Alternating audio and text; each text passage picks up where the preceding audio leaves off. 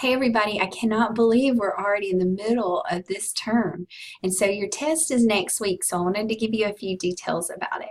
First and most importantly, have you filled out and submitted your proctored exam form? You can't take the test without that. So make sure that you filled it out. If you haven't already, you've still got time. So you can either go to the announcement page and scroll down to find the link there, or you can go to student resources and find the form there and submit it, and then you'll get an approval. You'll be good to go. So the test covers everything that we've read about this term already.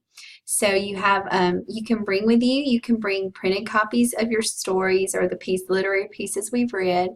The proctor will know that you have permission to go on a Canvas and pull up the PDFs if you want to use the digital copies. And the test is multiple choice and it has 2 short essay questions. So you might want to have these readings with you just to be able, if you want to quote something or if you want to make sure that you review something before you write it. And you can also bring a pen and some paper with you if you'd like to, so that you can organize your thoughts a bit. I like to just jot thoughts down and then type them up, so you can do that too.